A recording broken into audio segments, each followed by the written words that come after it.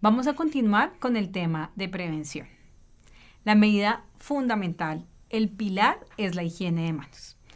Recordemos que la higiene de manos previene al menos el 50% de las infecciones respiratorias. Muchos estamos preocupados por equipos especiales, respiradores especiales, ambientes especiales, pero olvidamos la más básica de las medidas que nos ayuda a evitar la mayoría de las infecciones y es la más efectiva.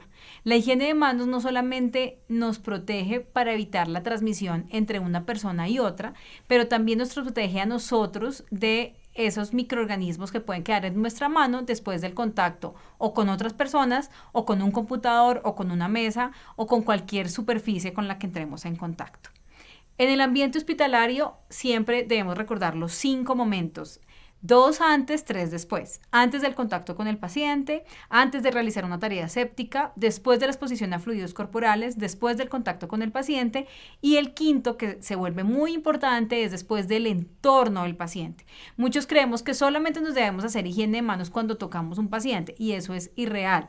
Debemos hacernos higiene de manos cuando entramos a un espacio, a un servicio, cuando salimos de él, cuando tocamos una puerta. Este mismo aspecto en la vida diaria y en casa es fundamental. Cuando lleguemos a casa, antes y después de tomar los alimentos, antes y después de hacer una actividad, antes y después de trabajar en nuestro computador, etcétera. La técnica de higiene de manos la debemos recordar. Tenemos ya un video grabado por la Universidad Javeriana recordándonos la técnica ideal. Recordemos que para esta situación del coronavirus es en casa útil hacernos simplemente el lavado de manos con agua y jabón común, y en las instituciones de salud podemos hacernos higiene de manos con alcohol glicerinado. Nos vamos a demorar 20 segundos, o también podemos hacernos lavado de manos con agua y con clorexidina. Con este nos demoramos 30 segundos. Un aspecto importante, son tan efectivos ambos, no necesariamente siempre tengo que lavarme las manos con agua y jabón. El alcohol glicerinado tiene la misma efectividad y actúa más rápidamente. Ya aspectos de la protección y de la higiene respiratoria y de la protección bajo esta perspectiva.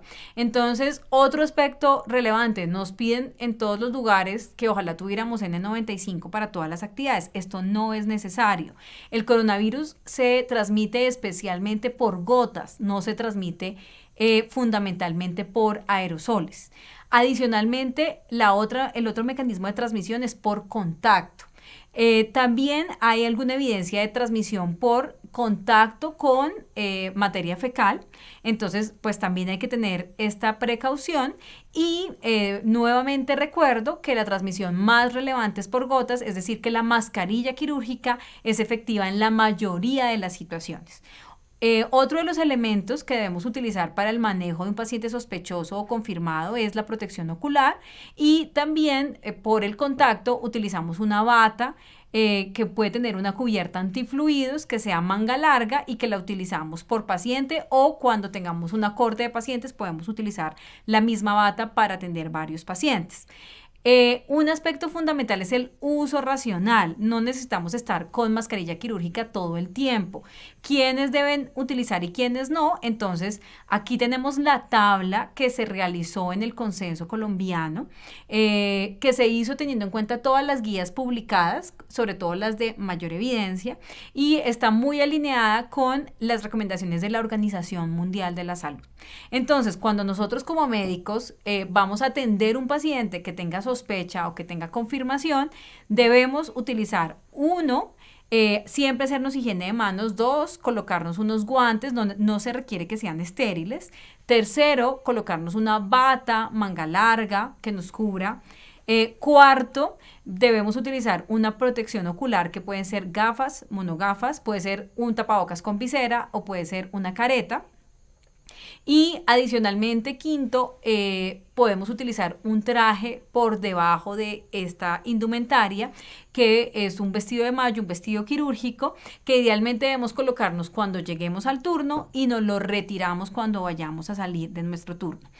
Es importante que además, así quedó nuestro consenso, no se requieren trajes especiales, no se requieren estos trajes que vulgarmente llaman monos, que dan una protección adicional. Para estos trajes uno requiere un entrenamiento adicional que en este momento no tenemos y ya hay varias publicaciones que muestran cómo estas medidas que les estoy comentando son suficientes y muchas de las personas que han entrado en contacto con pacientes con coronavirus utilizando estas medidas han estado protegidas y no han desarrollado la infección.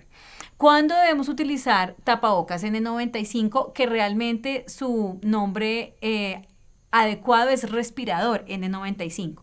Cuando vayamos a generar procedimientos que generen aerosoles. A pesar de que no está totalmente claro que se pueda diseminar este virus por aerosoles, se da esta recomendación porque con la epidemia previa de SARS encontraron algunos casos de probable transmisión por aerosoles. ¿Qué procedimientos generan aerosoles? Hay unos listados, en la guía colombiana van a encontrar este listado, pero de los que hacemos comúnmente son la intubación orotraqueal, cuando requerimos ventilar a un paciente con sistemas abiertos, es decir, por ejemplo, cuando damos AMBU, cuando se le hace una traqueostomía a un paciente, cuando se hace una fibrobroncoscopia. En estos momentos hay riesgo de generación de aerosoles y en este momento las personas que estén en el mismo entorno deben utilizar respirador N95 más las otras medidas que nombramos. Esto también aplica a consulta externa, pero solamente aplica a consulta externa cuando tenemos al frente un paciente con sospecha o confirmación.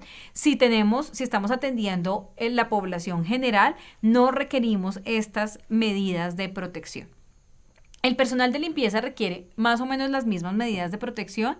Lo que también hay que asegurar es que tengan botas o zapatos cerrados para evitar transmisibilidad del virus también por esta vía. Y los visitantes utilizan las mismas medidas excepto la protección ocular. Es importante que nuestro personal administrativo que no entra en contacto directo con pacientes no requiere elementos de protección personal en particular, y nuestro personal administrativo que sí entra en contacto con pacientes sospechosos o confirmados de COVID, lo que requiere para ese manejo inicial de documentos, etcétera, es una mascarilla quirúrgica.